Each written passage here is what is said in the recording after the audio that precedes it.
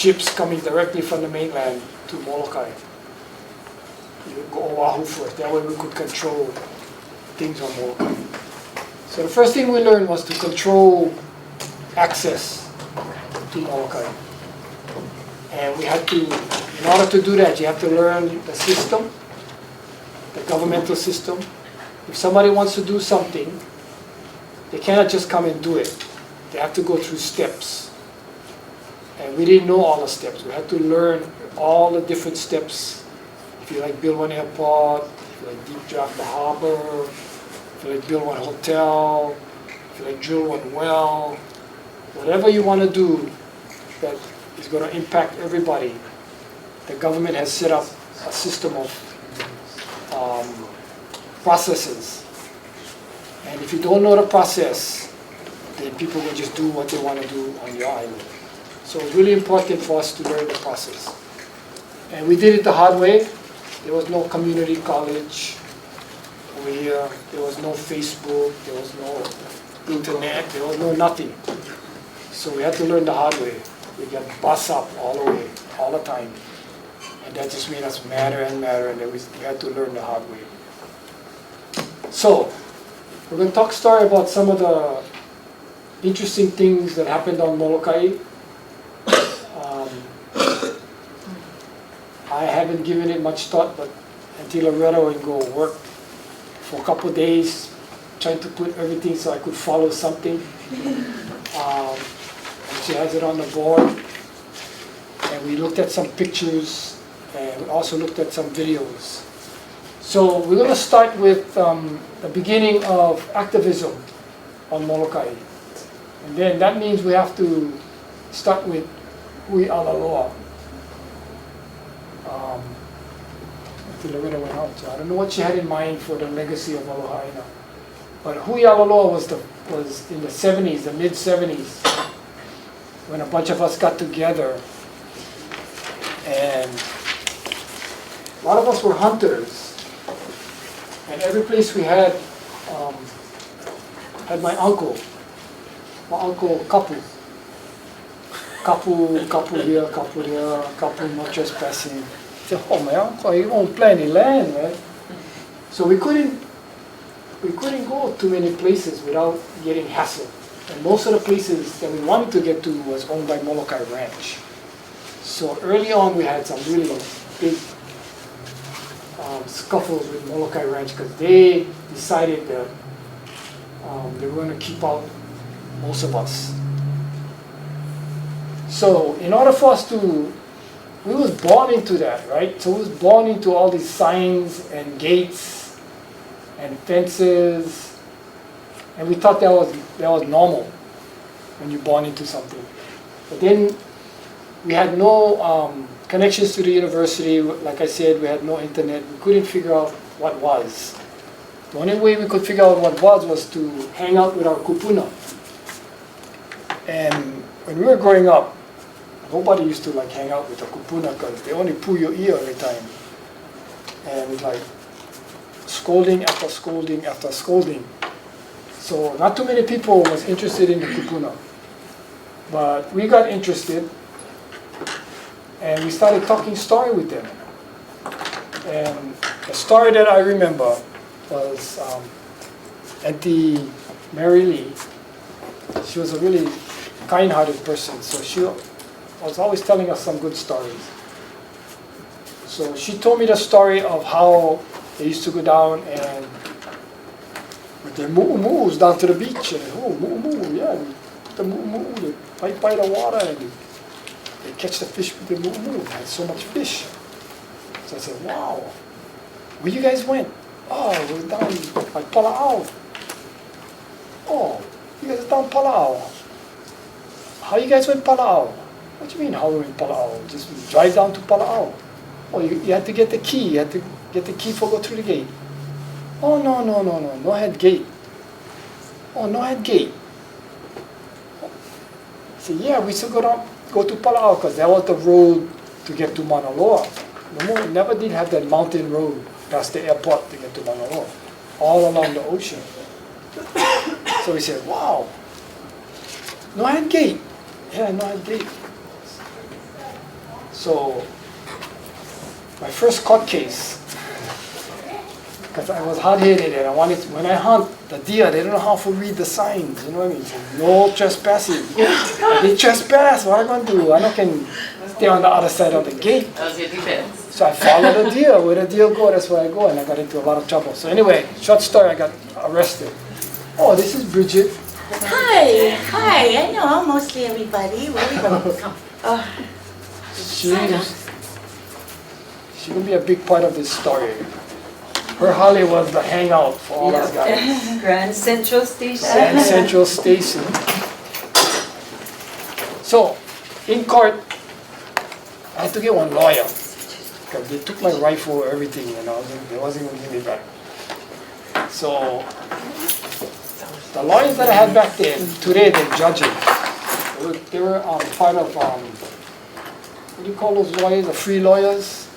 Prosecutors. Legal aid. Legal aid. Legal aid. Yeah? Pro bono guys. They were young whippersnappers, and it was good. So we're going through the court case, and the guy tells me, oh, he used to work with some Indians.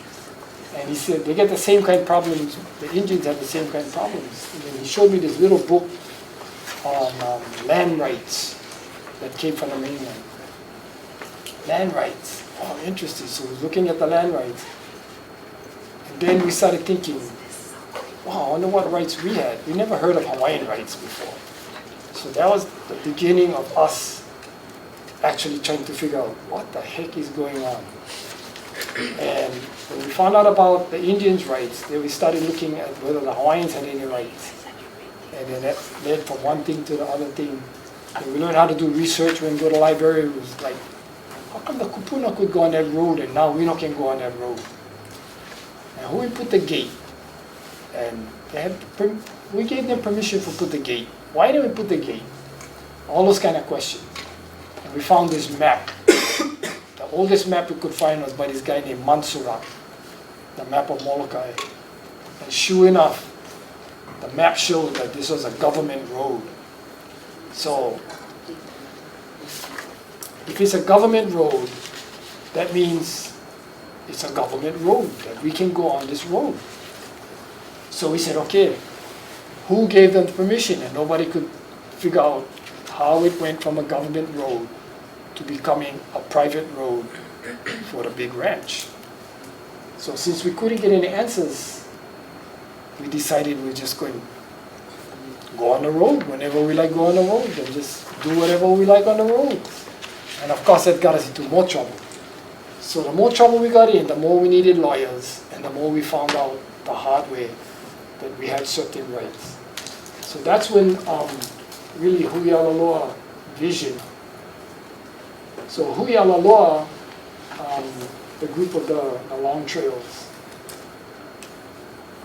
we started saying, if we can go on that shoreline, what about the other shoreline? So the best beach that we wanted to get to for go beach and for hunt was Kawakyu. That was a really nice beach. That's the beach that we all went down when we used to have the canoe races. Wasn't Haleolona, it used to be at Kawakyu. So when we were kids, everybody would go camp at Kawakyu to get ready for the canoe races. So that was the beach. We wanted to get access to that beach. So that was the beginning of Huialaloa. So Loretta had some stuff that she wanted to pass out. We did. Is this the green sheet got the Huialaloa history of events? Everybody get? Yeah. So this was done by Joyce Kainoa, Judy Napoleon, who have both since passed, Emmett and Colette in 1984.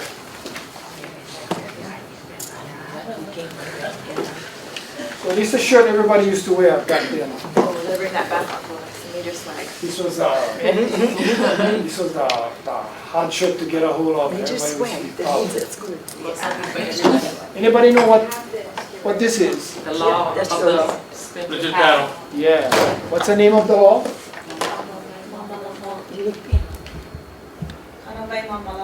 Yeah. Mamalaho'i Kanabai. So that's Kamehameha. He gets conked on the head with the paddle by the fisherman who was just doing his thing fishing, and he came over there and they ran away thinking that they was going to get killed because they never knew it was a king they were whacked. And instead of killing them, he made a law called Mamaloa Kanawai, and the law gave everybody safety on the trails. So you could use all of the trails to feed your family and nobody could harm you. Okay? That's the law that we would use to tell the ranch we can go where we like go to get opihi or whatever we need to get. And that's the law that we use for first march at Mo'omomi. So that's what we put on our t-shirts that we use to go all over the place.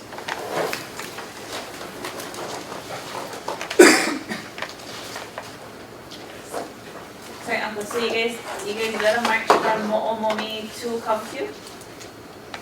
Mo'omomi what? You guys led a procession from Mo'omomi to Kaukyu? Yep. All the way around? Yep. Yeah. Either point? Yep. Oh. Yeah. Keikis, if I went to. When we were there, we all came down. There's about 200 people that drove down to Mo'omomi, the pavilion. And then Auntie Harriet May led us in Pule. And then we went to the fence, and the guys cut down the fence. And then Auntie Clara said, she said, okay, now you guys, you fellas gotta put the fence back up. and the boys said, but Auntie, that defeats the whole purpose. You know, we like the fence be down to let them know we like go through. She said, no, you have to put the fence up because had cows from the ranch, Moloka'i Ranch, and cows from Hawaiian homes. And she said to go and mix up, so they had to put up the fence. Still respectful, right? Still pono, Yeah, still yeah. pono, doing the right thing. Yeah. So we went from Mo'omomi all the way down to get to the cliffs and up the sand road, all the way to the top, all the way down to Ilio, around Ilio Point, all the way to Kabakyu. That was the first time that Hawaiians in the state of Hawaii ever organized and protested and marched for Hawaiian rights, our rights to use access. And it was really cool because there were people from all over it, people from Maui, from Oahu, with Uncle Harry Mitchell that came. We came. Yeah. We wasn't living here. Yeah, We came on Brand Airlines. yeah. What was that? We came on Brand Airlines. That was before Reeves there, yeah? Yeah, that was like going like this. One You propeller hear in them front. coming. So from this came the whole idea of Hawaiian rights and the rights of access. From this, when 1978 came, there was a constitutional convention. And I got a call from Frenchie Di Soto, who was a delegate. And she was helping us with Kaho'olawe. And she said, boy, you gotta come over here. I said, why, what's going on? She said, there's a constitutional convention. I said, what is that? And that's when you play with your constitution of the state of Hawaii. So when she called, I jumped and I went. And then the next call was to my wife saying, send me some clothes, I'm not coming home. I don't know how long was it, what, a couple months, yeah? At the Kankan. And she said, what you like do? I said, I like make Hawaiian rights. So she said, okay, you go do that. So I forget how many guys at the Kankan. I think 100-something delegates. So you gotta convince 100-something guys to pass the law that you like pass to make a constitutional mandate. So I went over there and they knew who I was because right prior to that, we did Kaho'olawe.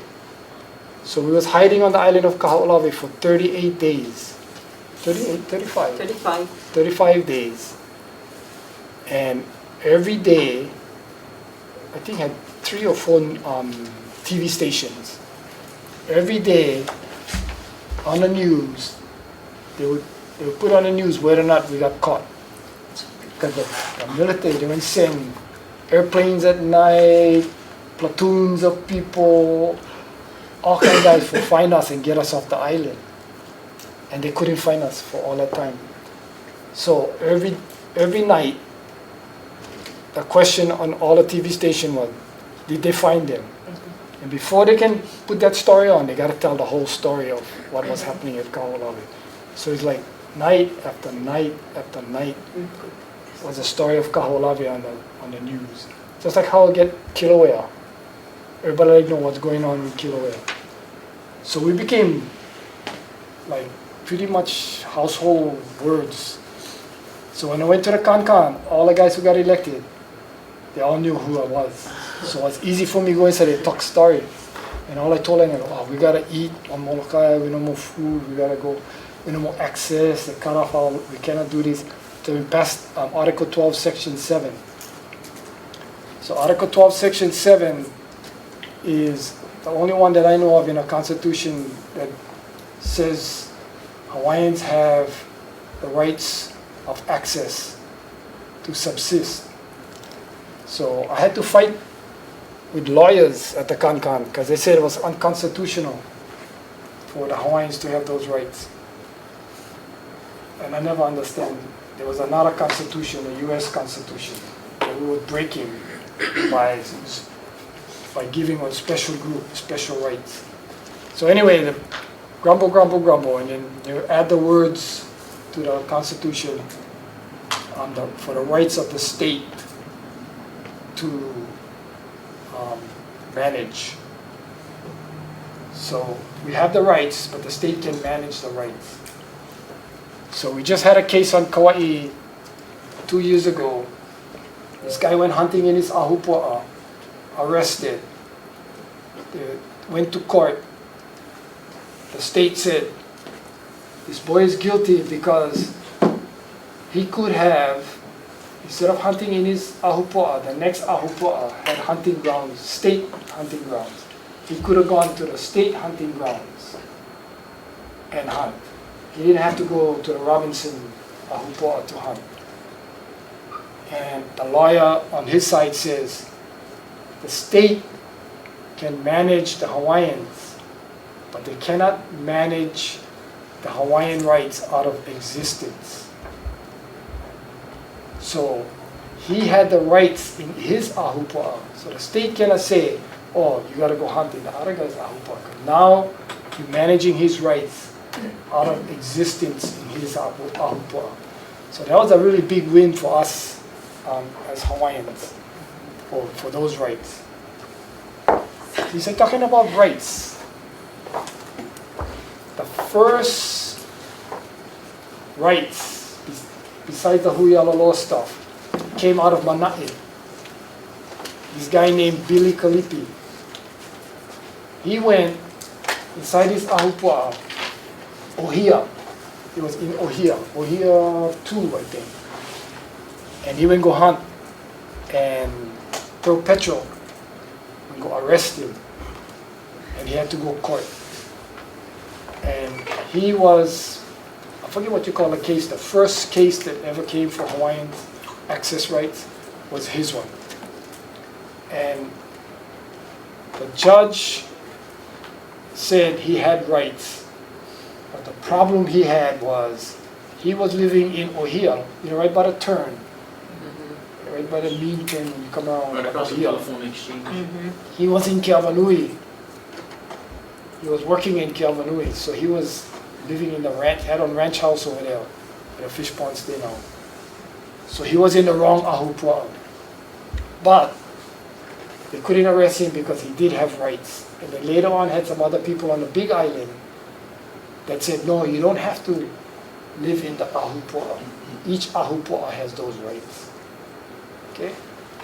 So I'm telling you this because if you buy land in the mainland,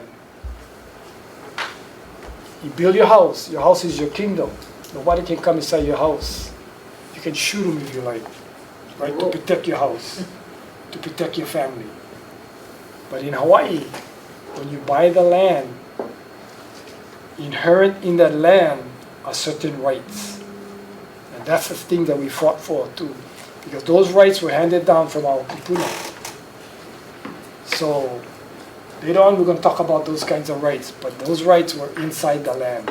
So no matter who bought the land, they're not only buying land, they're buying certain rights that are inherent in the land. Okay, so They finished the story.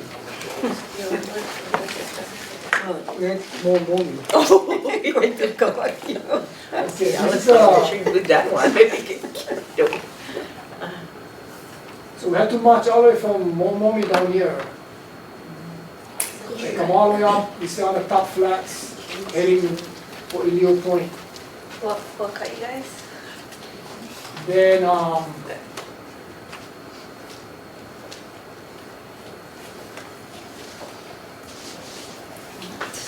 trying to figure out how to use this thing. Is it years or not? Oh yeah, Uyamaloa. Oh, choke, stop. Just show pictures. Okay, you have to get, you gotta organize your community. You gotta get your community involved. So music. So these guys showed up. Bring everybody together so we can talk story about what we're doing. Because if you're the bad guy, nobody will come help you. So you gotta give some free concerts. Make everybody feel good. And, okay, we all go. So Olomana was one of the first guys. Yeah. Then Yeah, George. this is like all the action. So you can see how many guys was walking Omomi. And then Kupuna went to Kawakio to make food and everything, get ready for us for camp. It was a really good day. Ritte Mary Lee, this is at Momomi. Wainui, Harriet Lee, Clara Koo. Those were the foundation that made all this thing work. Without them, we'd all be in jail today. And then this is Mac Boy Boy. I'm talking to Waylon Wainui. Nico Graham Bush. Mac was the one carrying the flag. He and I even go figure out what trail was going to take. And he grabbed the flag with the aluminum spear, tile. And then he would put them like this at Momomi. And he had them like that all the way to Kawakio. I was getting kind of nervous that how the hell he can hold that thing up and the wind blowing the flag and he's still walking like this all the way. He was a strange guy, man. He was tough up here. So, There's Lehman and a key up on the top in the left corner by Auntie Clara. yeah. Yeah. But we had people like this. Louis Hapo, who was the big boss for the county. They came and helped and made everything legitimate. You can see how many guys was walking on the sand.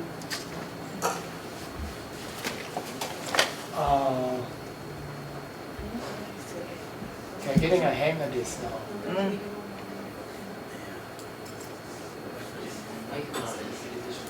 So this one, that's Louis Ha'o, that's Aka Hajins. So Notorio. Huh? Hajin. Yeah, that's Uncle right next to the Filippo. This is the mayor. This guy was tough, man, this guy. Ama Cavallo. He was a good mayor. when he had hair. This was like Glen Borden. So this is the day that they would open the gate. The gate was always locked, so this was the day. They had blessing. The mayor would get involved and told him open the gate.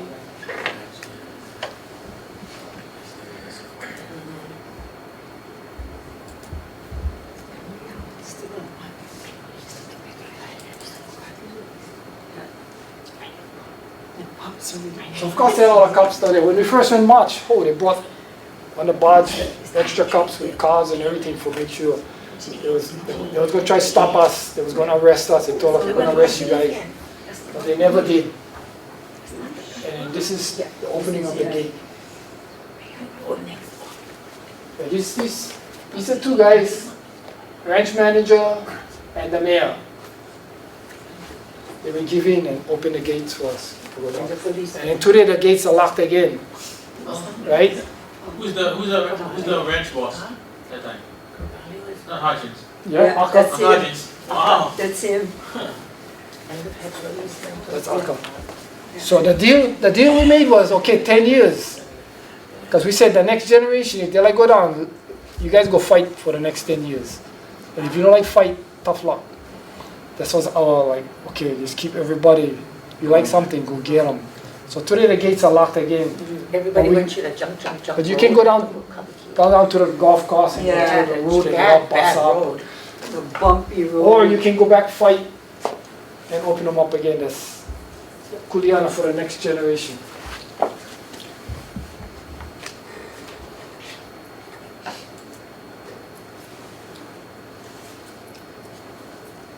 That one in the middle. Oh, sorry, yeah, that.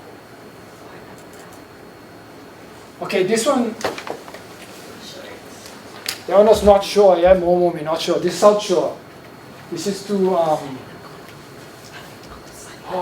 by the sea, by the corn company, Kalamaula. Hello. Palau. Oh, yeah. Palau. And Kisi had plenty of haoles. They come join us. The next day was the canoe race. Oh. So some guys that I knew, I told them, hey, come help us. Okay, yeah, sure. How long walk? No, short walk. Oh, they always piss off. We walk all the way. Smart time to make them though during the Yeah. thing. Yeah. So we had plenty of support. And he was really mad that it, Strategy. oh, they put it out. Strategically planned. Yeah. Yeah.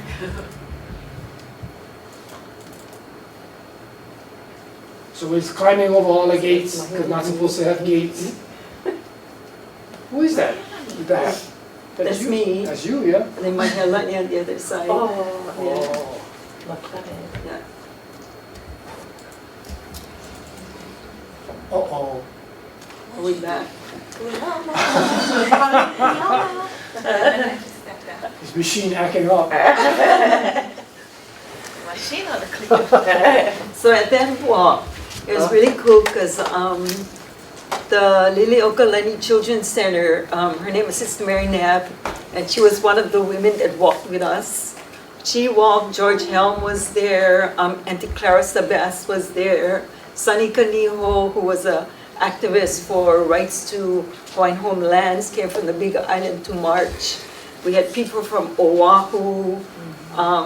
It was just really amazing how the Hawaiians were beginning to realize the things that, The injustice. yeah, the injustice is. I think it opened up a lot where we were educated at the same time. Mhm. You know, we learned plenty stuff that we never know before. And then just with all that learning and all the guys who would help us, we got a lot of information and then we became stronger. Yeah. So we have to do fundraising, yeah? And we always do gatherings, we get together. Liliuokalani Children's Center. That's the place. Now the thing is like all covered with cement and everything. Before it was a nice grass place with a big cabbage tree. You could have all kind of gatherings underneath there. And see the kind of radicals had in those days. Do you guys recognize anybody in there? Auntie Colette. Auntie Colette, who else? Oh, come on. Oh, Yeah. yeah. Auntie Donna. It was giving away signs. This one says locals only. And this one says no tourists allowed. We had like, The Ducklanger. we had about With the ponytail. we made about 5,000 signs of no tourists allowed. And you couldn't go any place on Moloka'i without seeing those signs. We had them up in the forest and every place. The DLNR guys had to go up there and take them all down. That's some young radicals back then.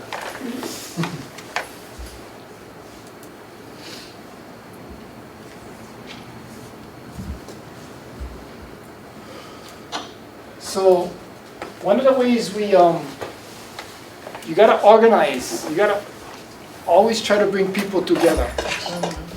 So in order to organize, we had to go to the Mauit's Hale over there. And it was Grand Central Station for all of us. I remember one time we had guys from Lanai, Oahu, was making one float in the yard because it was going to go on parade, and Huialolo was going to make their float. So people would, was constantly, And we place had- was, Yeah, I think because we had the biggest yard too, because we would sit down and we would kuka. Remember, everybody came in. yeah. The yard was big, so we would have a sit-down circle, and this, and we would Waka and pule. Kupuna used to come. And it got so big that we had to yell over to the other side. But it was a great time for the people coming together. It was a great time. We had hula. We had so many things going on, and it was just like it was a time of awakening. Do you have the flyer? Yeah, they all have it. You don't care. No, the Oh, one was heading at the parade. oh no, I Oh, didn't you bring get them. that? You took a picture of it. Okay, so a short story. In order for us to get people to Mo'omomi, we had to let them know. And back then, nobody used to talk against the ranch. Nobody. Because if you stink about the ranch, you cannot go fishing, you cannot go hunting, you get blackballed. Nobody used to talk against the ranch. So, how did we get, 100 plus people to come to Mo'omomi, drive all the way down the dirt road to come against the ranch? So we had to do a lot of organizing. We made leaflets, three-fold, for announce when, where, and all of that. So we all was at the parade, and the plan was we go to the parade, and all the guys sitting down watching our stuff, we go up to them and tell, oh hi, he come to our event, and just give them the photos with on the street.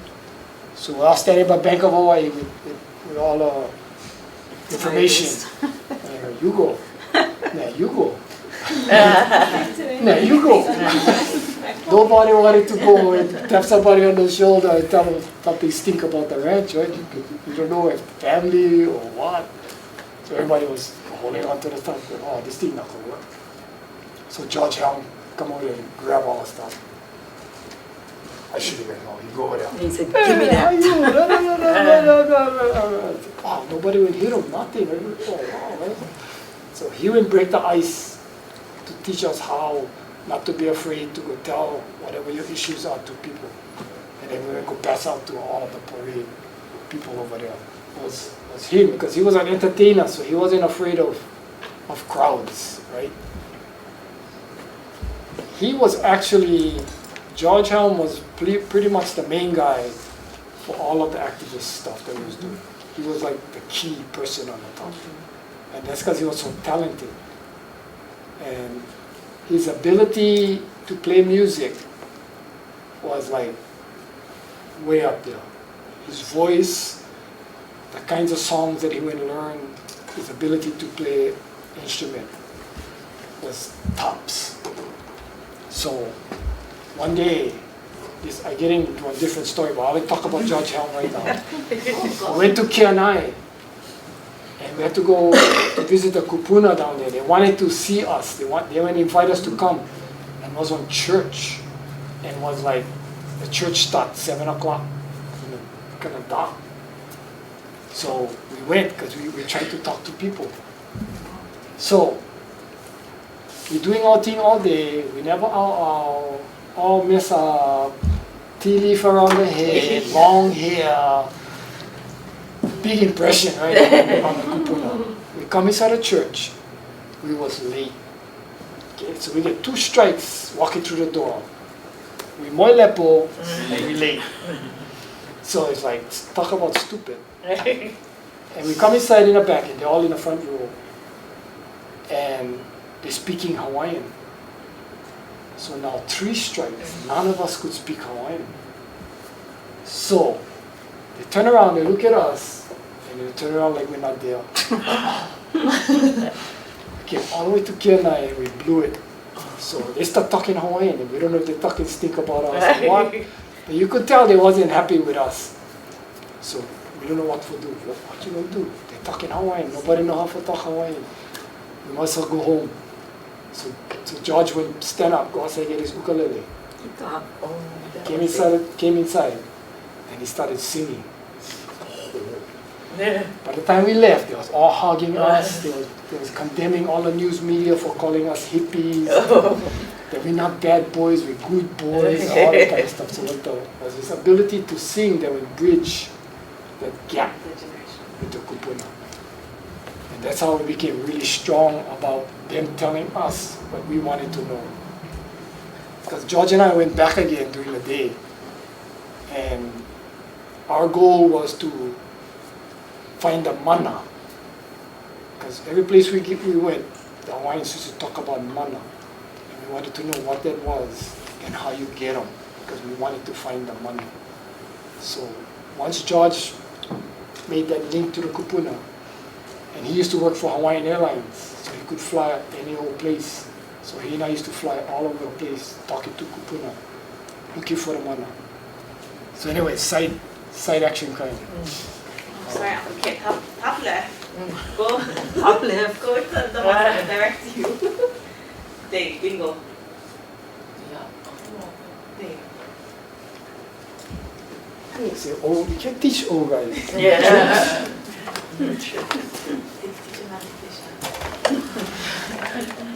Okay, so we're talking about Huialaloa. Anything else you want to bring up on Huialaloa? Well, there's a lot of things that was happening. Yeah, his green sheet was really cool about. Yeah. You look at that. You have any other stuff you want to show? No, not with Huialaloa. Okay, we can go to. See, so after the mayor forward his thing, that's when they locked the gates back up, or they say over here. After 10 years. Oh, They had to leave it open for 10 years. That was a deal with me. So the mayor was a character. At first, he never liked us, man. So he came to Pahana Inn one day, and he was talking about the ranch, Moloka'i Ranch, and the 30,000 people that was going to go there, that was going to support that whole thing. So I'm trying to remember names. What's the guy with the king, you know, he got Hollywood? Walter Coelho. Walter Coelho. I don't know if you guys, he died a long time ago, but Walter Coelho, he was a character, that one. So he came up, and the mayor was kind of mad with us, and he yelled at the mayor. He said, "Hey mayor, you get one pig farm on Maui?" And the mayor went, "Yes I do." He said, "How you got the pig farm? You on Portuguese? Yeah, you're not Hawaiian, eh?" "No." "Your pig farm not on Hawaiian homelands?" Oh, he went turned all red. So we got him. Now he was talk to you boys outside, you know, I'll go talk to you guys. We got him outside, and we started making the deals with him. So he never liked our attitude, where it was going to bust out all the information about all these. Those days were really worse than these days. All the kind of shenanigans that was going on back then were pretty mean. Because no had Facebook, right? So it was pretty mean. So anyway, because of that kind of relationship we had with the mayor, that we got that place open and made the deal for 10 years to open them up. I have a question. So before you guys did the community organizing, who was the core hui, and how you guys all came together? Like you guys just all of a sudden decided? Social work. If you go to social work today, they're hopeless. Oh, yeah. Back then, the Moloka'i Children's Center was central. They taught us how to organize the social workers. taught us how to organize, how to write, how the system worked, print our stuff, give us an office space. Like we had was a garage, yeah? Yeah, it was downstairs, but it was We could all meet enclosed. over there. That was like the central thing there. Yeah. And a central place. Kalipi, Barbara Hanchett, Oh, yeah. she was a worker over there. Young. She was there at the early stages. Yeah. Auntie Jane Lee, Auntie Jane Yeah, Lee. warrior. Auntie Judy Napoleon, who I always say was the backbone of Huialaloa. She was wrote that book. She Akamai, wrote yeah. She came up with this, but she was really Akamai, really strong in social injustices. So we had a really good core group. Sister Mary Nab, who was the director, I mean, everybody was involved. Pule Ole, what was her name? Adele, Yeah, Del. Kili Pule Ole. Yeah, and she just came back from me. Yeah. So we had one institution that was really critical for us. Today you go over there, you can't even use a room for a meeting. Yeah. Without red tape. Like things always change. Yeah. And So, sometimes like- not for the better. So like how the Mauit's house is Grand Central Station, so is Lili'okalani Children's Center. I mean, everything, meetings, concerts, all the paperwork came from And then the islands, we saw Walter on the news, and so Maui, my sister and I, we were just met with them at Legal Aid Office. That's where we wrote the petition, the first petition that went out statewide. So everybody, people heard, and then just from all over the island they came. But this was the place that everybody actually came to. Yeah. Yeah, so we can watch the legacy. Huh? Okay, so Huialaloa, one day I got a phone call from Charlie Maxwell saying, hey, we're going Kaho'olawe, you like come? I said, where is that? On the island outside Maui. I said, oh, how come? He said, oh, we're going over there and whatever reasons. I said, oh, okay. And he said, oh, we'd like to invite you. Well, they wanted to invite us because when we did the march, they had a helicopter came back then and was videotaping our march. So we was kind of like well known in the state. It was bulldozing down all the houses in Sand Island, Come on, over. Ariyoshi. They wanted to make something, and so they were bulldozing down the houses. They was taking Hawaiians out of Waimanalo Beach. All kind of bad stuff. They were Was doing. that government, whose land? I mean, State, Yeah, land. state and government. it was state lands. Yeah. So Charlie was calling all those guys. So that's why he called us, because he was always on the news too. And he said, oh, we need somebody for a hunt. I said, oh, sure, come in. So that's why we got the call and we went over there. And it was all the kind of secret guy. I was like, when we do stuff on Moloka'i, we're not, no more secret. We tell everybody. You know, it's like, we're going to do this, we're going to do that, you like it or not. This one was all hush. So like, my kapu. Yeah, my kapu, we went. All stay in the gym early in the morning, 3 o'clock in the morning, go down on the boats, and started heading for Kaho'olawe. And just my luck, I was on a boat on diesel. Chaka. Oh, the wind was blowing right there. Oh, I was getting sick like a dog, man. By the time we got over there, I was cross-eyed already. So when the sun came up, the helicopters came, and they came over us. But before the helicopter came, Charlie would stop all the boats. And I was wondering, hey, let's go, man. I'm going to throw up Osuno. Let's go, man. I got to get out the land over there. And he was talking story with the other boats. I forget how many boats. 4 or 5 boats. And then the helicopters came. And then they hover over you. And they was taking the boat numbers and threatening the boat. They will confiscate the boats. So Charlie said, oh, we got to go back. I ain't gonna make it going back. So I started, hey, who else do I go? Just drop us off right here. We swim to the island already. And then this boat came, a speedboat. and had some reporters on the boat. And they came right up to our boat and they would show us the stop bulletin with an advertiser. And had a big headlines in red, invasion of Kahawala was on the morning paper. No. So I said, hey, we need one ride. You can give us one ride to Kahawala. So they said, yeah, shoots. So I said, who else might go? So 9 of us would jump on the boat. And they took us to Kahawala and the rest of the guys went back. And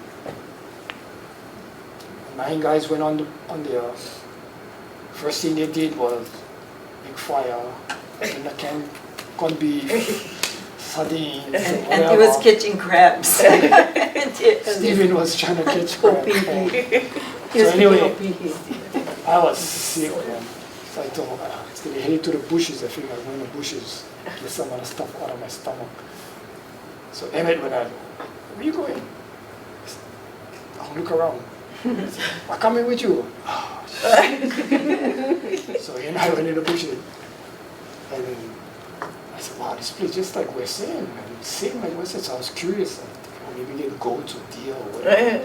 So we started walking. We ended up all the way on the dock. Just curious, we like see them. So when we looked down, we saw the helicopters coming for pick up all the guys. And the boats coming in.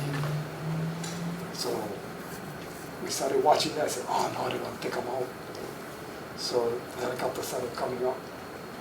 So I told them, jump inside.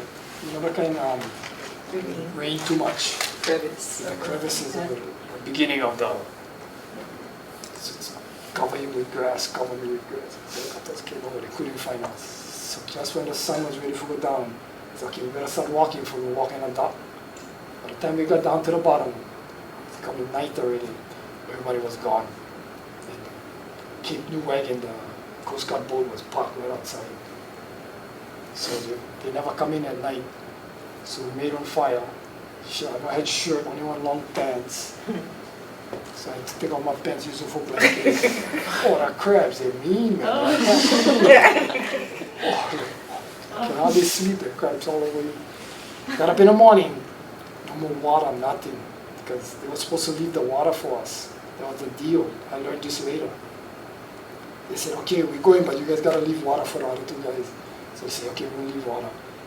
They would turn over all the jugs in the sand, all empty in the sand. So we had nothing. So I told them, okay, we get up in the morning, stand up, walk to the front so they can see us, turn around, walk to the left, go in the trees in the left. As soon as we get in the trees, we head right. The helicopters came, they all went left, look for us, and us guys were running, going to the right. And then they couldn't find us for 3 days. There was good helicopters, everything. They couldn't find us for 3 days. So that was the first landing in the first 3 days we spent on Kahawala. And at the end of that 3 days, we don't have food or water, so we were looking for food. We eat plenty of coconuts, but it wasn't enough. Then we found the barracks, so we break into the barracks. And all the kind of gallons, fruit cocktail,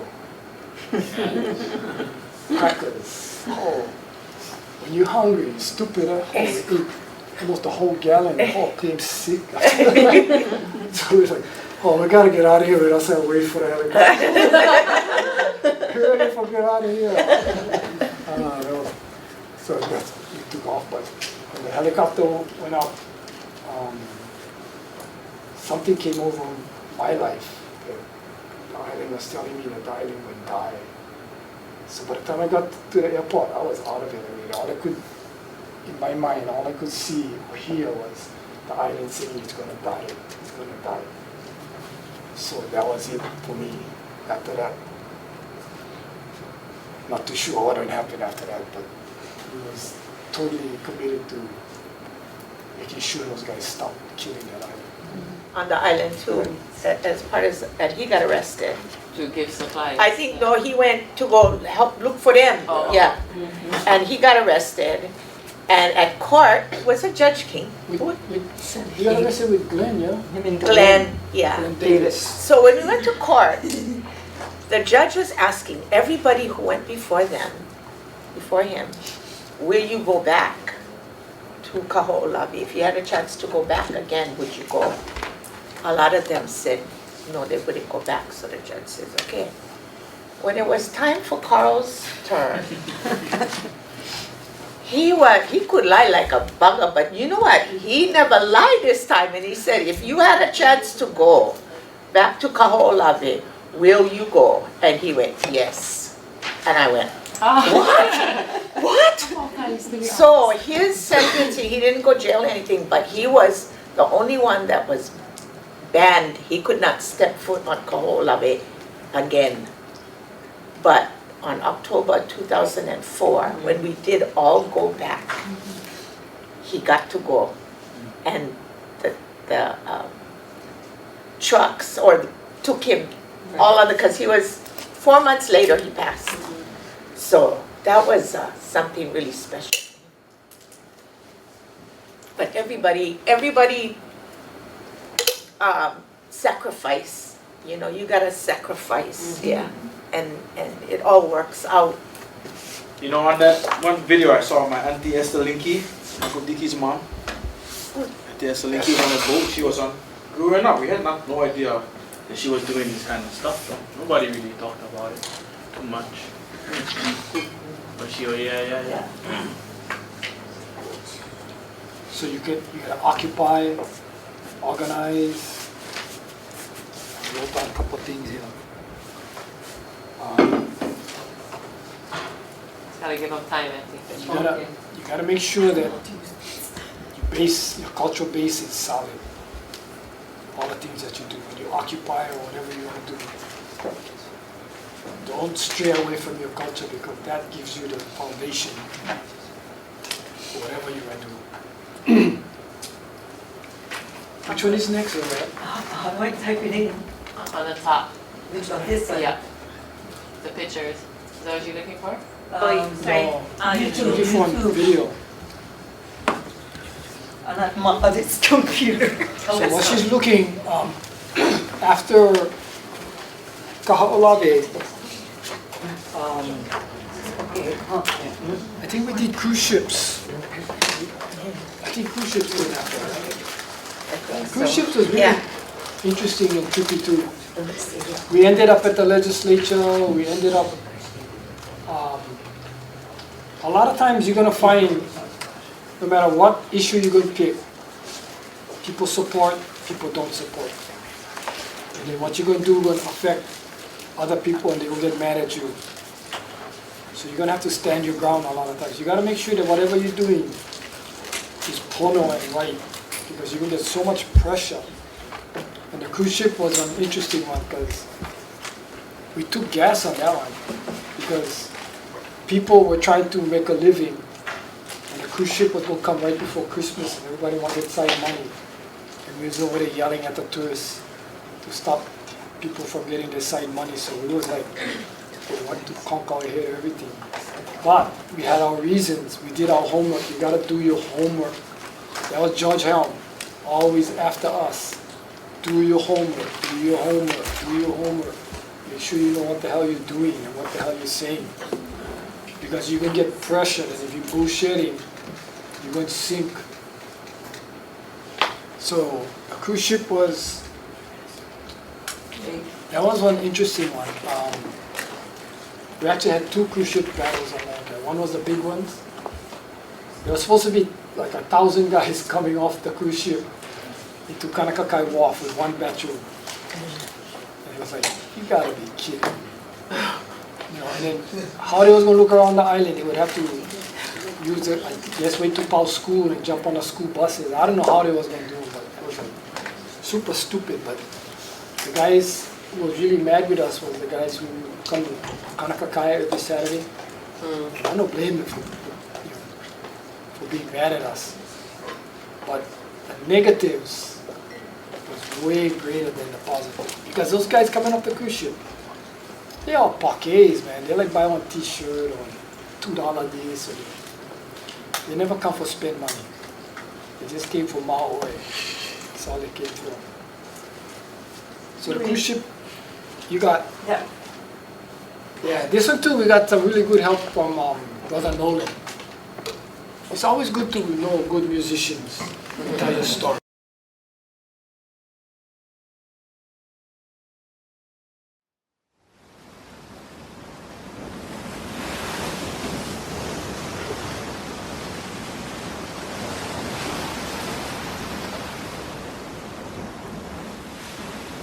Nearly 200 years after first contact with the West, Native Hawaiian culture had been greatly dismantled. Most Native Hawaiians, made to feel ashamed of their identity, felt displaced in their own land. Deeply frustrated, a generation of young Hawaiian activists would rise up in the 1970s. When we're waking up, we're finding out we're Hawaiians and we're very proud to be Hawaiians. It's very important that we get together. This is the seed today of a new revolution.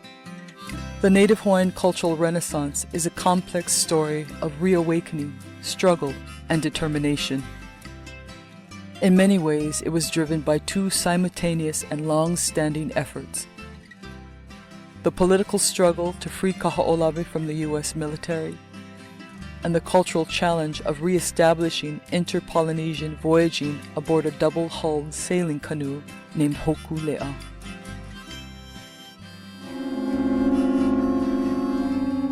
Not by accident, the story of modern Hawaii's first voyaging canoe is deeply connected and runs parallel to the story of freeing Kaho'olawe from the U.S. military.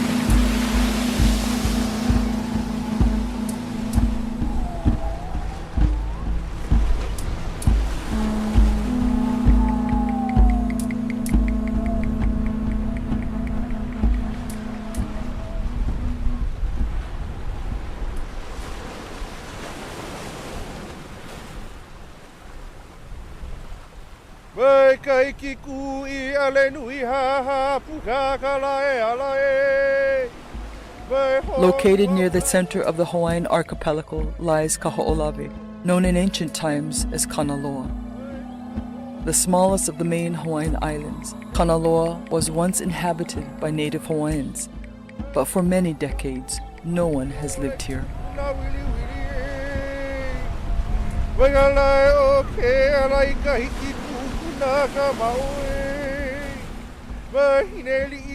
The island's isolation comes as a result of over 50 years of violent bombing and munitions training by the United States military.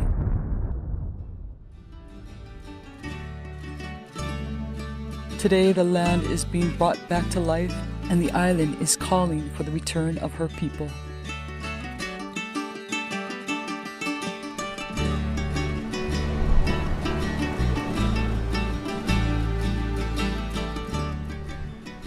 In 2004, a historic gathering took place to celebrate the end of control over the island by the U.S. Navy. The event was a homecoming for a generation of early warriors who fought the military's presence during the 1970s. Pushing the legal system with daring protests, many earlier warriors had been barred from returning. For some of these individuals, it would be the first time back to the island in nearly 30 years. I'm not hiding this time, we're in the open.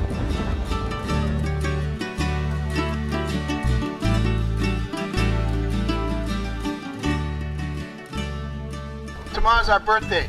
Tomorrow's 14 years since we stopped the bombing. And we never thought we could do it. And welcoming the old warriors back that started all this has really been the occasion, all right, for us to gather and share the stories. Also attending the historic event were the early voyagers of Hokulea, oceanic navigators whose revived traditions have deep roots in Kaho'olawe.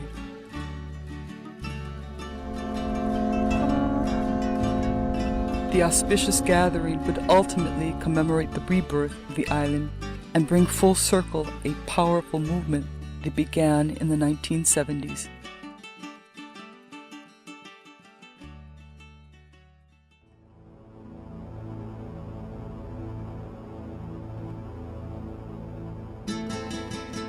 First time I ever set eyes on Kaho'olawe was when I was very young, of course, on Moloka'i looking across the ocean.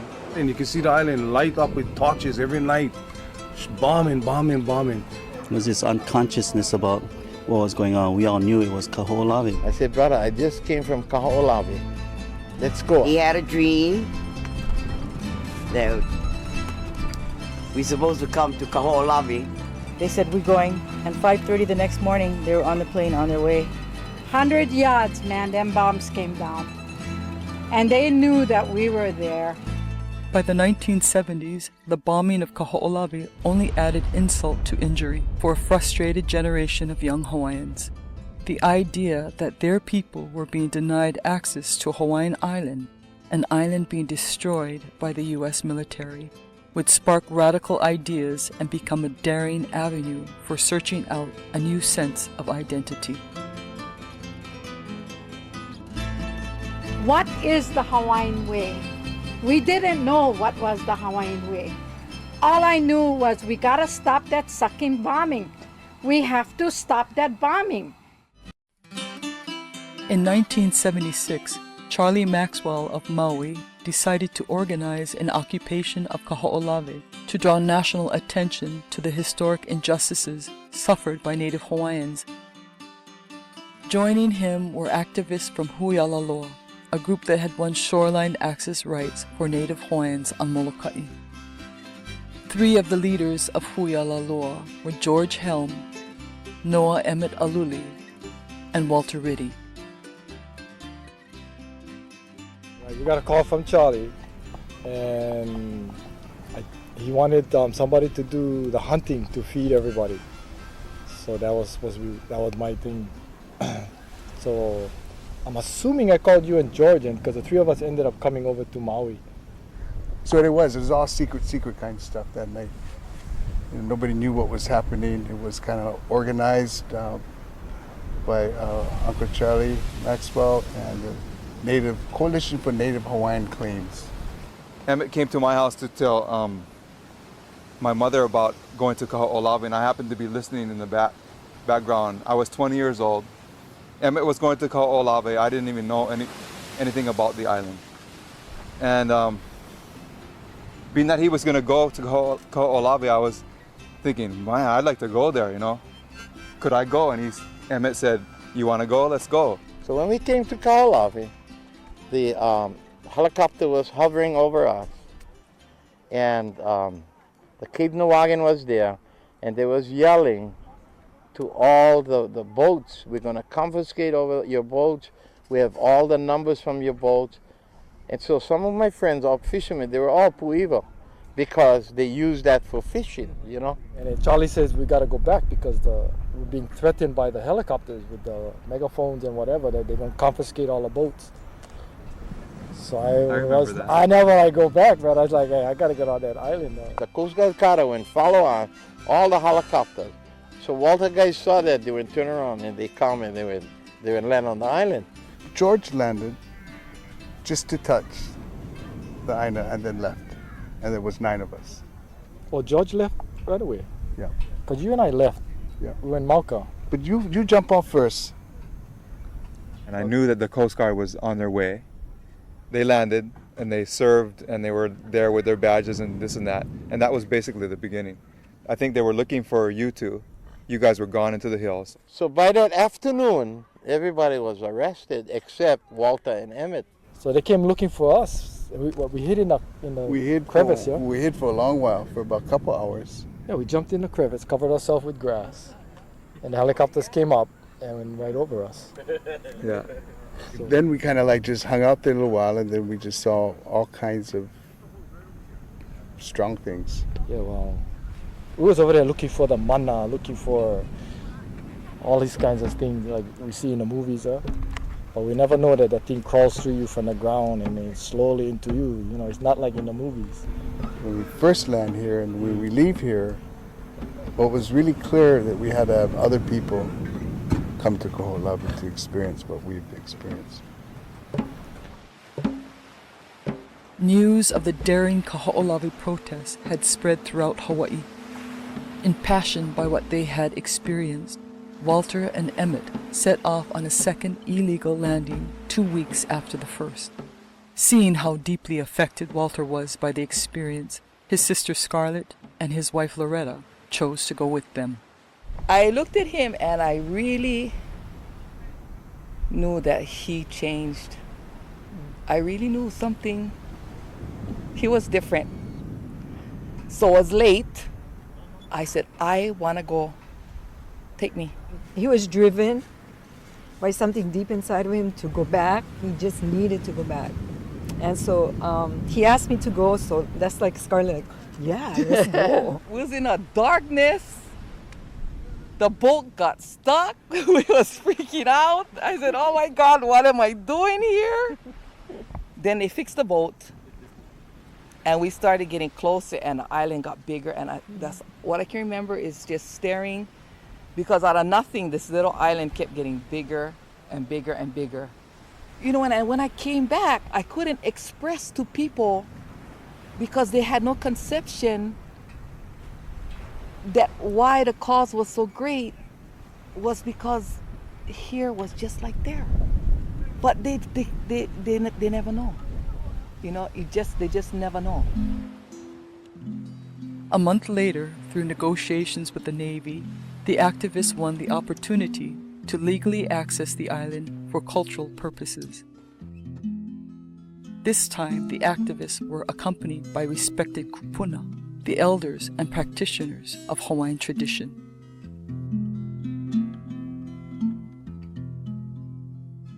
They were of the thought that if you didn't have a proper Hawaiian opening, you ain't gonna make it or you're gonna die. You gotta open the island with ceremonies. You gotta offer a black pig, aba. You had like Uncle Harry Mitchell camp out that night preparing the pig. And you had Carl Mowat, and you had about 5 guys, only 5 guys that could be there to make the preparations. And then came, I think, about 60 people. And people just jumped off the boat. And everybody swam in, had the ceremonies, had the offering, had Auntie Emma DeFries walk the beach, and the winds changed, and nobody could leave. And so the helicopters came in to pick everybody back up. By spring of 1976, controversy surrounding Kaho'olawe had divided the Hawaiian community. While some praised the emerging activists, others criticized them for being too radical. But the protesters pushed on. They formed the Protect Kaho'olawe Ohana, an organization with the vision of freeing Kaho'olawe and returning her to Hawaii's people. In essence, our concern is toward making pathways for the proper use of Hawaii's natural resources, her people, her land, her waters, and all which comes willingly from the Aina. So our feeling is just a feeling of love for our Hawaiian people. George Helm, a charismatic young musician from Moloka'i, knew that unity and support among Native Hawaiians would be the key to saving Kaho'olawe. Eloquent and honest, Helm worked passionately to inspire and educate his people. Kama'aina means the child of the land, and every one of you that have that Hawaiian blood in you is a child of this land. And you are attached to it, whether you like it or not.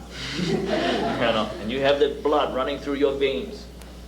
And if the Dick and Jane book's not going to make you proud of what you are, then Kaho'olawe is going to. Kaho'olawe really was about our people reclaiming themselves, their heritage, by creating their own voice and their own way of speaking, you know. And I think that that's one of the most beautiful things that George Helm did, is he went back to the kupunas, went back to his community, and actually talked to his people about the issues that were facing them. But he was very sensitive and very keen about the voice, the leo that came forward. Kaho'olawe is synonymous to aloha aina. We love the land. And if all us Hawaiians can go over there and touch it, we all come together. When I first met George Helm on Moloka'i, the concept of aloha aina, which he was talking about, for the first time, brought to us an understanding that really, our existence in Hawaii was predicated on our care and our love for our land. So when we, by comparison, look at what was happening on Kaho'olawe, obviously the two are in conflict, that you cannot survive if you are destroying your land. The fundamental concept of aloha aina, of loving and caring for the land, would unite activists from throughout Hawaii. The battle for Kaho'olawe was heating up. George Helm and the Ohana worked tirelessly to convince politicians that the bombing needed to stop. Breaking their own protocol, Hawaiian legislators invited Helm to speak on the floor of the Hawaii State Legislature. Helm wrote to President Jimmy Carter and even flew to Washington, D.C. in hopes of meeting with him. Meanwhile, feeling that direct occupation was the primary way to confront the military, two Moloka'i activists, Richard Sawyer and Walter Ritte, took matters into their own hands and launched what grew into a 35-day occupation. We stayed for 35 days, until what Walter's father said was going to happen to us did happen. They said that they don't care. They don't care. They're just going to continue operations. And they had Operation Rimpack, where the 5 allied nations came and they were bombing. Sounded like they were bombing on top of Kanapo. And I remember me and Walter was hiding in a cave near Haki'o'apa. We ran out of food and we ran out of water, and I think we heard on the radio that people were coming.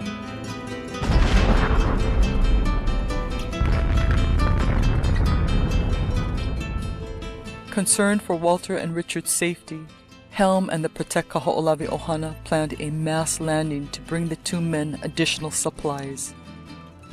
While several boats operated as decoys, one boat successfully landed at Kamohi'o Bay. Joyce Kainoa was a member of this group. We promised to take the water, like Richard was saying. We had extra water for him. Many of us who went on board, who was at the meeting, was to carry kaukau and water and leave it at Kanapo.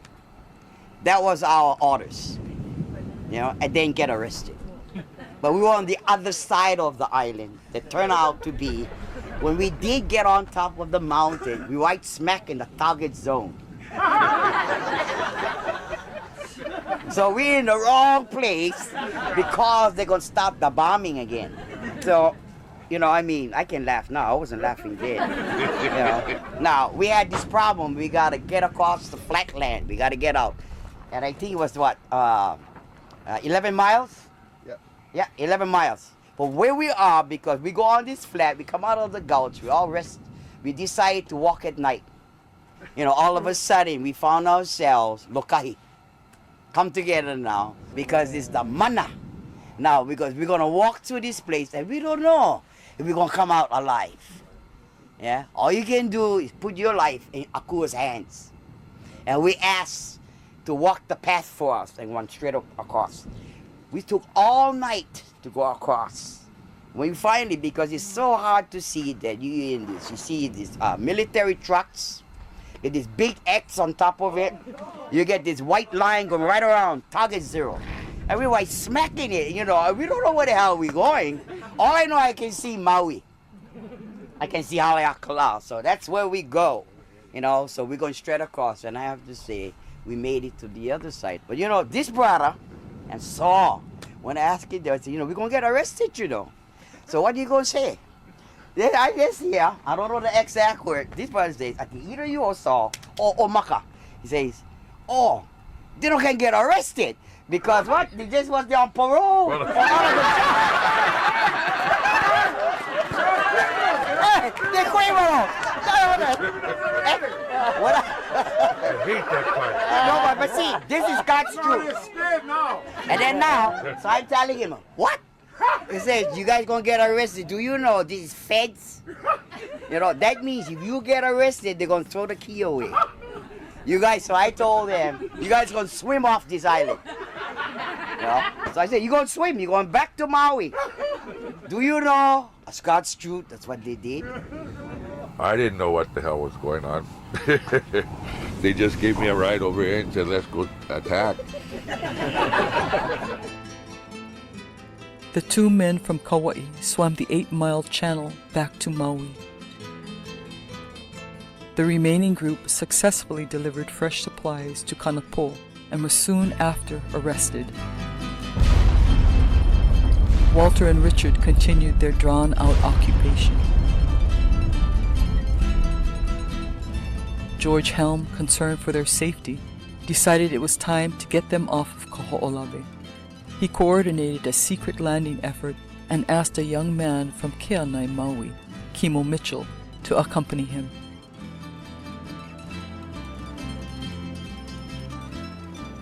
On the stormy night of Saturday, March 5th, 1977, they set out for the island. They made landfall and began to search for Walter and Richard. There is much confusion over what happened next, but in the end, George Helm and Kimo Mitchell had somehow disappeared.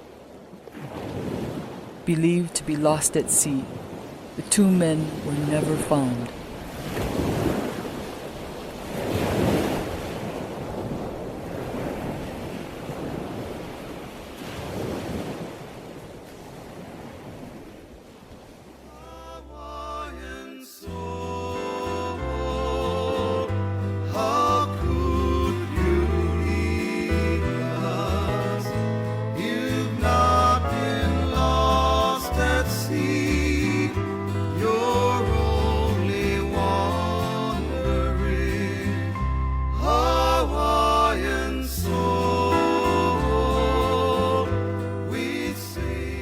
All our songs talk about love, the very natural things, the elements of nature, the way, the aina, the pohaku, the flower, the pua, everything that came from this earth. And that's what Protect the Haulawi Ohana is all about.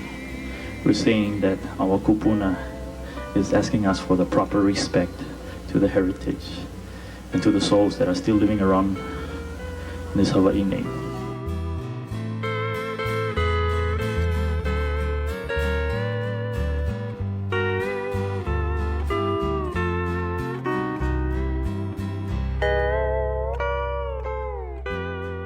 In addition to the heavy blow of George and Kimo's disappearance, Walter Ritte, Richard Sawyer, and those who came to their aid faced prison sentences and were barred from returning to Kaho'olawe. The movement to save the island had hit a low point, yet support for the Protect Kaho'olawe Ohana only grew stronger. I was just a young opio following these guys, you know, listening to Brother Saul, what he was sharing with us about Aloha Aina. Because when we came over here, I never know nothing. I was terrified. Walking on the island with all bombs, and there was bombing the island, and it was very scary, man. But it changed my life because it made me look into myself as a kaneka. And all the kupunas and the tutus I met, Auntie Frenchie, Auntie Emma, Auntie Clara Ku, they all taught us important things. Malama ka aina, malama ka po'i Hawaii nei, you know, take care of the land, take care of each other. And when we got arrested here, they flew us straight to Kaneohe Marine Base. The marshals was there, but it was different for us because when we got off, wow, it was like heroes, man. Yeah. There was like hundreds of people by the fence crying, trying to climb over the fence and touch us guys and say, thank you, brother, thank you, mahalo for fighting for us. In response to a 1976 civil suit filed by George Helm and the Protect Kaho'olawe Ohana, the Federal District Court ordered the U.S. Navy to conduct an environmental impact study in 1977. This small victory would be followed by 13 years of political organizing and community outreach led by a steadfast group committed to completing the work for which George Helm and Kimo Mitchell gave their lives. In 1980, the court ordered the U.S. Navy to sign a consent decree that limited bombing to the central third of the island, mandated restoration and clearance of ordnance, and gave the Protect Kaho'olawe Ohana legal monthly access to Kaho'olawe. The Ohana took thousands of people to the island, rededicated cultural sites, revived the makahiki ceremony, and persevered through years of relentless legal struggle until finally, in 1990, the military ended all bombing. Finally, the Navy was forced to end the bombing. And then Anti-Frenchie sets up this conveyance commission that recommends that the island be turned over to the state, and that would set up special legislation that this would always be an ongoing preserve. Against all odds, Kaho'olawe is now completely free of military presence. And though the story has many chapters, it all began with a generation of daring and committed young Hawaiians searching passionately for a deeper connection to their culture and identity. All Hawaii stands together. It is now and forever to raise your voices and hold your banners high. We shall stand as a nation.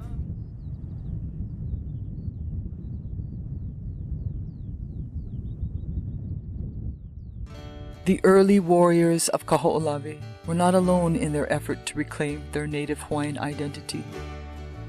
There was another group of young Hawaiians in the 1970s searching out a similar path, a path that would also bring them to the shores of Kaho'olawe.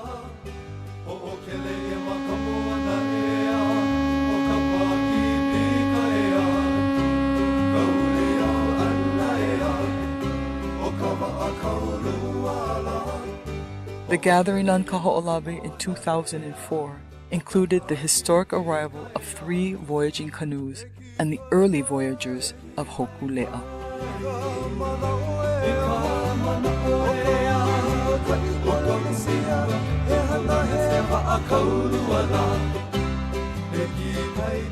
For the first time, all the voyaging families are getting together. And the kupuna mana'o is coming down about Kaho'olawe, finally, after 30 years of research, will be reestablished as a navigational center.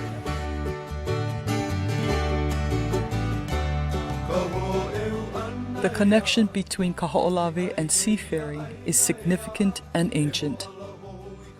Historical evidence proves that Kaho'olawe was used as a training site for early Hawaiian navigators, an ancient navigator's training chair for stargazing, a perfectly aligned stone compass, and a tradition that directly links the island to Kanaloa, the Hawaiian god of the ocean. Most telling of all is the name of the island's westernmost point, Kealaikahiki. Translated, Kealaikahiki means the pathway to Tahiti. Oral history describes this place as a send-off and arrival point for ancient inter-Polynesian voyages. But open ocean navigation had not been practiced by native Hawaiians for hundreds of years. In an effort to understand this lost tradition, a canoe by the name of Hokulea was designed and built in the early 70s. Leading the project was a mix of scientists and cultural visionaries. They wanted to prove the theory that ancient Hawaiians were advanced seafarers capable of long-distance inter-Polynesian voyages. The National Geographic had just given this new organization called the Polynesian Voyaging Society $125,000 seed money to build this canoe. Over 800 years had passed since any of these canoes had ever been on the beach, and nobody knew how to use them or what they were for.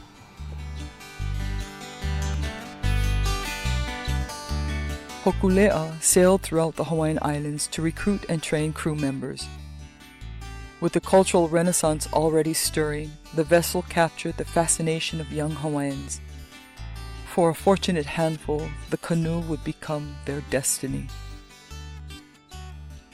I was fortunate enough to get on Hokulea in the summer of 1975. I actually joined the canoe at the City of Refuge in Honaunau. I wasn't meant to, I just happened to be there at the right place at the right time. At the time I was going to work, I was working as a lifeguard down at a hotel. Then I stopped on the side of the road, I just look at it, and wow, you know, it's amazing to see an ancient canoe come to Lahaina. And they told me, you know, Snake, we like you to be part of Hokulea. Man,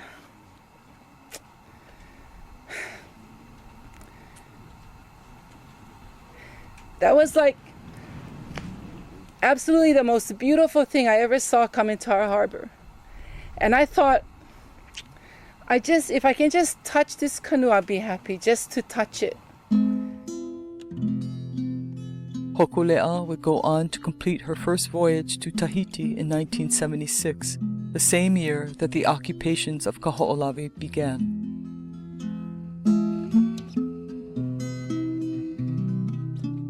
Hokulea's success provided powerful momentum for the emerging Hawaiian cultural renaissance and helped answer important questions about identity.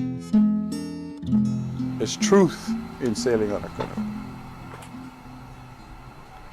You cannot go to sea and try to hide. Whoever you are, you go out there on a canoe, you stay out there a few days, whoever you truly are will surface. Your own truth will hit you in the face. Like the fight for Kaho'olawe, the effort to re-establish ancient Hawaiian wayfinding involves soul-searching, struggle, commitment, and tragic loss. In 1979, Hokulea capsized in a stormy sea. Famous big wave surfer Eddie Kau paddled away on his surfboard to get help. He was never seen again. The loss of Eddie Kau was painfully reminiscent of George Helm and Kimo Mitchell's tragic disappearance. The early voyagers of Hokulea had hit a low point, but would find the strength to carry on.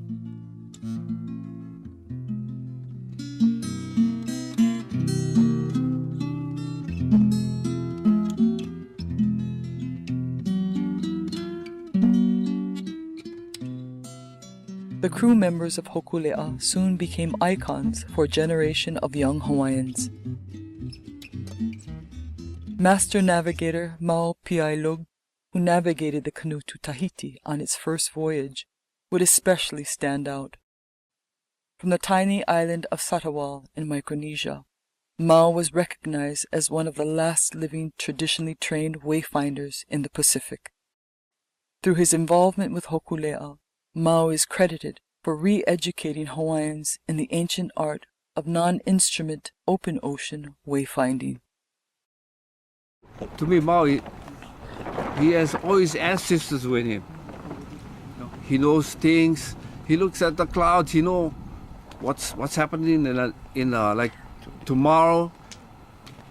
He can tell you what kind of weather, what kind of wind, where the wind is going to come from.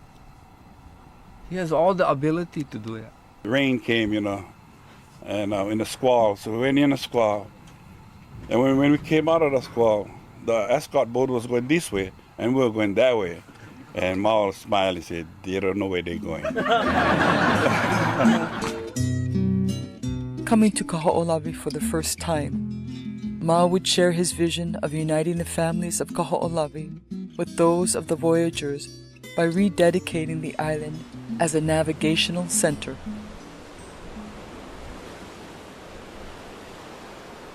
From this point on, all canoes, whenever they decide to depart from Hawaii to do a long navigation, will have to depart from Kealuikahiki. He's made that announcement. He'll officially say that here to everybody, to the navigators, because and he's seeing this as this is it. This is it's gonna happen now. It's gonna open it all up, and things will come. And it's just the right time.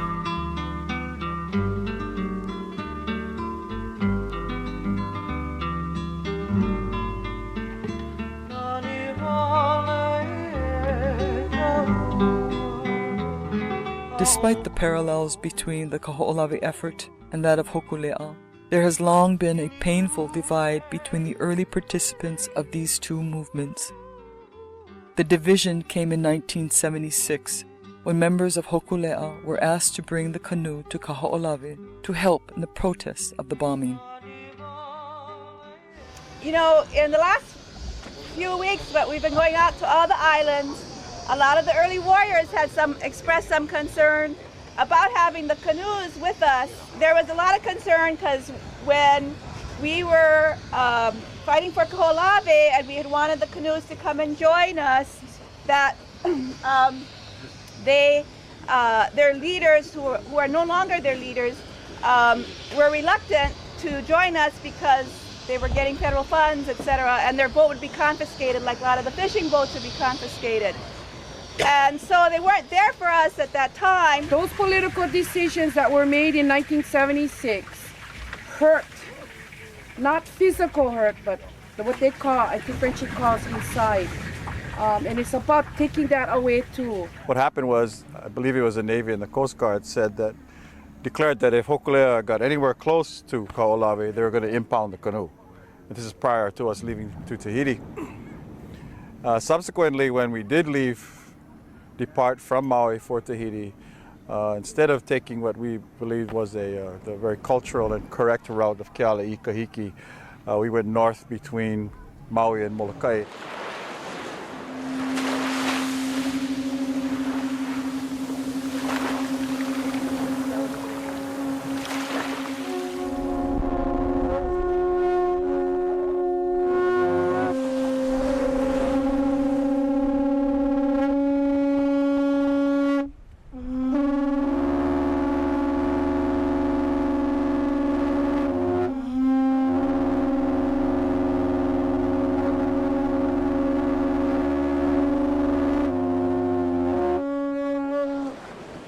It's something that we've always wanted to do, bring the canoe here. We should have done it in '76. You know, they said they would take the canoe away, but we don't know because we didn't do it, you know. But what if they did? So I don't know. It's something we have to live with, right? We didn't bring the canoe here. We didn't try in '76, but it's here now. And to go from a point where the canoe is going to be impounded to this point now, where there are 3 canoes here, that is rather significant.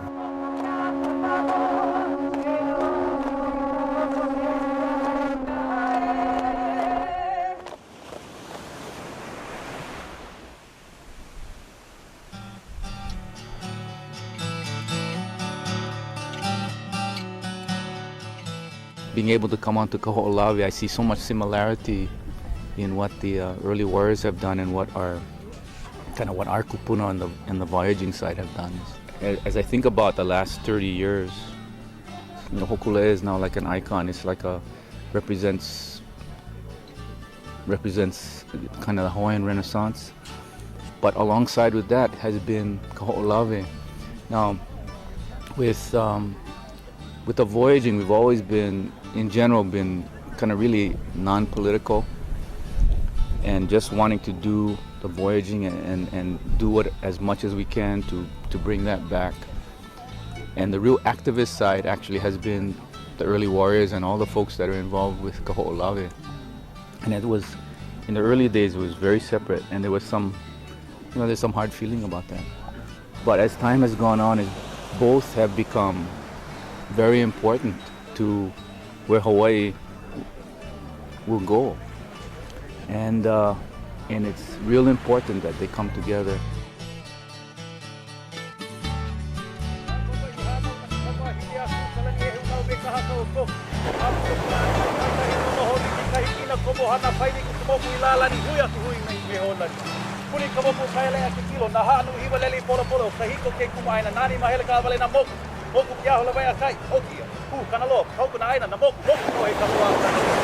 Oh, au mea Moloka'i ke le omo I ke hakalani nane noho kulani a ola o kalana ola ke li ki kahuna ola ki kilo ki kaua noho ia Hawaii a lulana kani mo opuna I kaua o kaua I ka mohu a omo I keha ke ali e iala o hoku le a keiti mai a holo I kahiki ke ali he hiliva na kala hui mai lona nui a ke a taunu pa ho I ka mole o le hua kau hua o hau mea naka te kapua wa ke a wehe a ke au ua o ta mo pamana o mo ana na mo na aina bang aino na kai e walu ola na naru I kukuro o tahiti a hiki na kui tapu a te a kamoana nui kamoana a ke a kanaloa ai o kaiki mo e kaiki kai ale la holo inu umealani holo inu kuhiva ai o pukaria iti o pukaria nui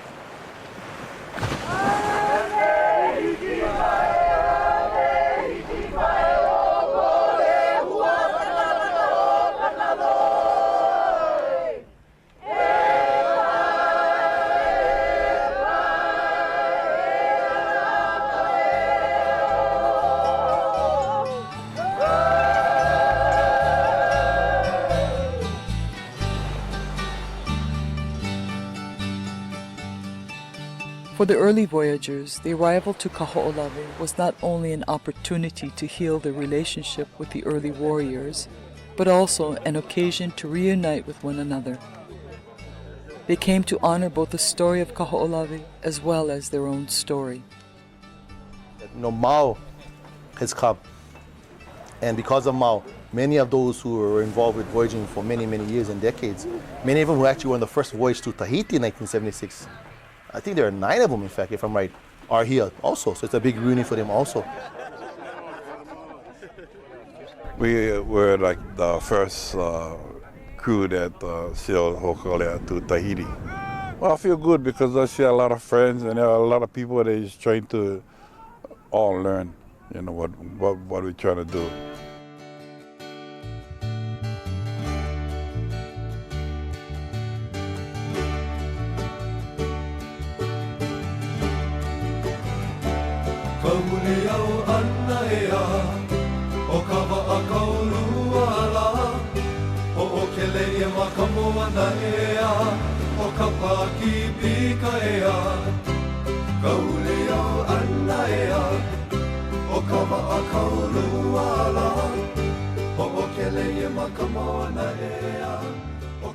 The pinnacle moment of the 2004 gathering was the rededication of Kaho'olawe as a navigational center.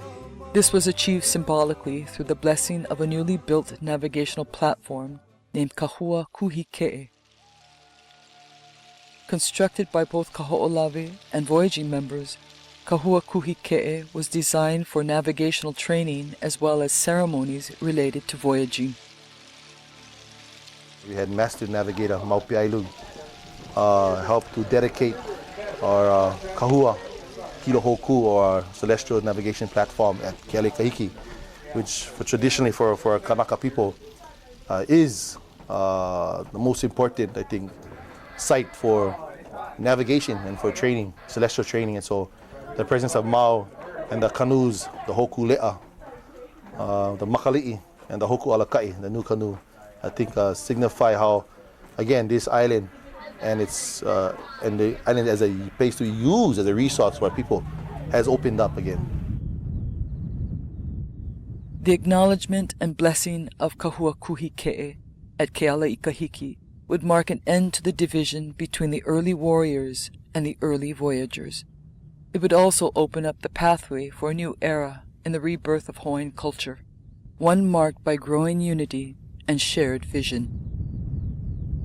Last night was the first time after 28 years that we were able to have the voyaging ohanas and their canoes represented to sit on a platform and to hear Papa Mau to talk about how he has known Kealikahiki, the Lai Kealikahiki, the forehead to the nose of Kealikahiki, the ridge to the black rocks that have disappeared.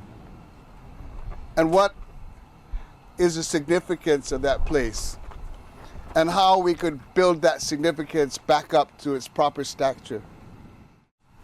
I want to say something about this island, Kaho'olawi. The story before for Kaho'olawi. Kaho'olawi is for the navigation, canoes, and the people. Before, long time ago, when the navigation, they want go to Tahiti or Marquesas or everywhere. And then they come here first. They come talk to them on this island. But now I think we say nobody wants this island. No. Plenty people want this island now. They with us this time when we do this. They stay with us. But we don't know the people because the people is not like us. Spirit. They stay on this island. They watch us what we do when we like sailing to somewhere, and then we don't come here like say goodbye or aloha. Then when we go to the ocean, we're gonna problem in the ocean. But we never come to here first. That's why now I'm happy when we do this, and then I'm thinking better when every year, one time we do this or 2 times we do that. Nui kaoli I in hioloko. No ke I maulaga ui kumai inei. According to what my tutu tells me, they would come back in the mine they were sailing for Kealo Kahiki. And when they left, the same thing too. They would acknowledge Kealo Kahiki and then go back. So there's many good things. There is a connection here. Mawed asked many times to come to Kaho'olawi, especially now with this canoe. And in honor of you, Papa, for what you've done for us as your children, this is the least that we can do for you. Aye? Aye. Because we believe dreams come true, which you have told us many times before, that there is magic. And that is something that we all have and we need to care for. So mahalo, Papa, for coming. I had a dream, just like all of us, about a family. And it's been very difficult for all of us to believe in our dreams. Sometimes our fears are so great because there is so much pain that is buried so deep that it becomes very difficult, very, very difficult for us to think clearly, to see clearly on what really is the truth, what is pono. And sometimes, between the lines, the kauna are so deep and profound that we need to come to islands, like canoes, like Kaho'olawi. We need to come back to look through the eyes of children, as this Aina has. And we need to believe in family. I hope we all never forget those dreams and never let our fears overcome our dreams. And that we're able now, with the family of the canoe and island, truly learn to love one another. And for all the things, if we have done anything wrong to anyone or to anything, please forgive us. I believe all Hawaiians gotta fight their battles. They gotta choose their battles. Because if we were here strongly with you guys to get this island back, we would not be out there fighting the battles. They got 3 canoes here today. That's true. We gotta choose battles, and we all gotta go there and find the battles that we accept as our kuleana. And when each one of us do that, we get stronger. We get stronger. You know, we come here very humble tonight, and we thank you for this whole beautiful weekend. There's so many things. You know, my son came here on the canoe, and he wants to come back to the island to work. And Scarlett came to Kaho'olawi, and now she wants to go on a canoe. And I think it's because that's who we are. We're Kaho'olawi, we're the canoe, you know, it's all the same. We all have the same goals, and Doesn't matter if we're on Kaho'olawe or on the canoe. I think we're all going to the same place, and it's good that we all come together and help each other because we need to do that. Hoko mako aloha nui ia oe kia kua no keia hui hala wai no keia ho akoko ana mai no i o mako I keia aina nei keia aino ko Kaho'olawe. Hala nui ia oe kia kua ko ala ana mai ia mako ko ka awale ana. Kaho'olawe and Hokulea were catalysts to the native Hawaiian cultural renaissance. An island and a canoe, one calling her people back to the sea, the other calling them back to the land. Both calling upon a generation of native Hawaiians to look deep within themselves, to rediscover their heritage, to reconnect with the past, and to commit to rebuilding the cultural and political identity of their people for future generations. The stopping of the bombing was to empower ourselves to know that we can actually do anything we believe is righteous and good as a people. Hokulea was to reestablish our link to all of the disciplines that we have as Hawaiians. So the regaining of our navigational skills, the regaining of our connection to Polynesia. And if we could bring the two together, empowerment and the awesome ability to be creative and dynamic thinkers, we can do everything we would like to do, and we have the ability to do it because inherent in us is the knowledge and the skills to do so. Right across the way there on the island of Maui is Pu'umahoi. And the kahu of that area in Ulupalakua is there with a bunch of guys. They're going to be doing their ceremony simultaneously as we are. Okay, so they're gathering the clouds. You see how it's working? And then they're going to send it over this way. So this ceremony is to welcome that cloud to come and stay.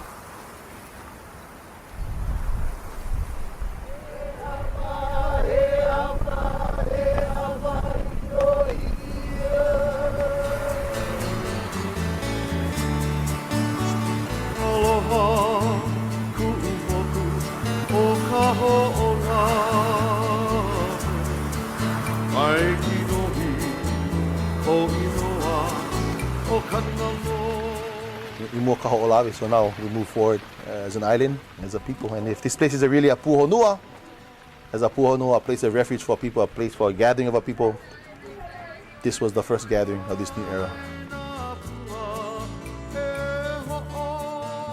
With the early warriors of Kaho'olawe and the early voyagers of Hokulea united, an important chapter in history comes to a close.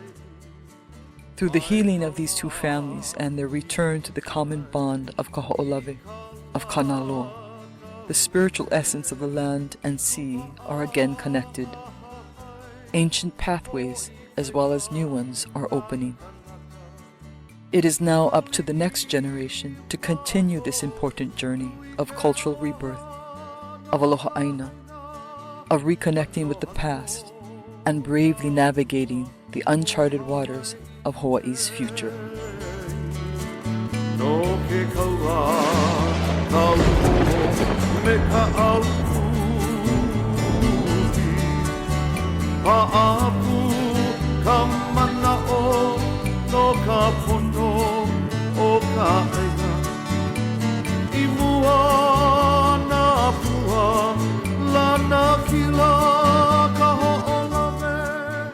It feels good to be a part of a movement that has been going on since way before I was born, and to see my parents, you know, put their work down, and now it's time for me to pick up the slack and keep going.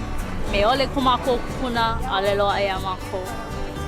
Ina alela ko I hana I kalako hana alela kumalamu kalako kuleana. Ale mako na hanauna eloa ai mea mako eloa ai keia la. Hono mako e ike keia manawa kumako kuleana. E lawe ke la kuleana mai na poihiwi o kumako kuna. Na kaumanuno o kumako poihiwi a kokua ke kahi e holo mua ma keia au Hawaii. Keeping the dream alive of our kupuna and all of you folks that set the way for us, set the course, and now we just riding the wave, and we're going to keep that flow going we're going to catch the next one and the next one. And we're doing it with passion and aloha because of what all of you folks set for us. O ka ho'olave, mai ki nohi, o hinoa, o kanaloa, ko he malama lama, lau kanaka ole, iki mai na pua, e ho'o malu mai, alulike.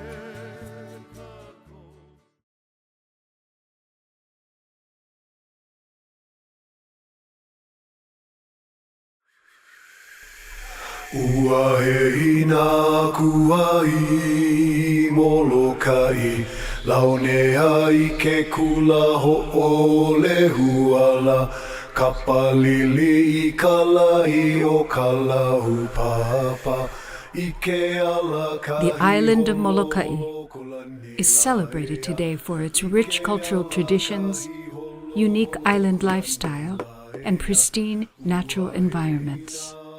For the past 40 years, Moloka'i residents have fought to protect their island from the threats of overdevelopment, resource depletion, and economic exploitation. This island is a very special island. We live here by choice, not because we have to or because there's good jobs, but by choice. We love this island. And then we have these outside forces coming in and they want to change everything. We had the advantage of seeing what was Waikiki. We knew what was happening in Lahaina, all of this uncontrolled development. So we fought to control the development on this island. And we were really interested in our quality of life. Native Hawaiian activism has deep roots on Moloka'i. In 1975, Moloka'i residents fought to reopen ancient shoreline trails. Their success would lead to the creation of state laws that now protect cultural, religious, and food-gathering rights for all Native Hawaiians. We need access to this land. We need the rights to work this land. We got animals that'll feed us. We got the ocean that'll feed us. We don't have all these extra wants. Moloka'i activists became leaders in the effort to free the neighboring island of Kaho'olawe from the U.S. military. Protesters risked their lives and dedicated decades of legal action to end the desecration of this sacred island. We were so committed those days to fight to end the bombing of Kaho'olawe. These efforts awakened a renewed sense of identity among Native Hawaiians and reconnected them with cultural values through the wisdom of their elders. Our concern is toward making pathways for the proper use of Hawaii's natural resources, her people, her land, her waters, and all which comes willingly from the Aina. It's up to us as a people to speak for out there. Let us all be focused for our land, our ocean, and for the children that are not here yet. And this is what Aloha Aina is for Moloka'i. For decades, Moloka'i fueled the Native Hawaiian movement as a center for community-based environmentalism, resource preservation, and cultural restoration. The concept of Aloha Aina, a deep, multi-layered love for the natural world, has sustained this tireless effort. Let the games begin! Lono Ikamakahiki. While the Moloka'i community has long been criticized for sacrificing economic growth in exchange for protection of environment and way of life, today the tables have turned. Neighboring islands are now facing the consequences of severe resource depletion. Everybody sees that we're highly dependent in Hawaii on imported goods, that our water supplies are running lower than they ever have been, that the climate is changing and people are looking for answers. And this is where that whole philosophy and practice of Aloha Aina comes in. everything that Moloka'i has protected, its natural resources, its way of life, its cultural traditions, all these things today are more valuable than anything that development has brought to the other Hawaiian islands. Moloka'i is now positioned to chart the way forward for the planet by developing new models of sustainability based on the indigenous wisdom of ancient Hawaii. We're going to bring this place back to life by adapting without giving up our traditional values. Because we're not looking at becoming rich, we're into making sure that we can have a long, sustainable relationship of living on these islands.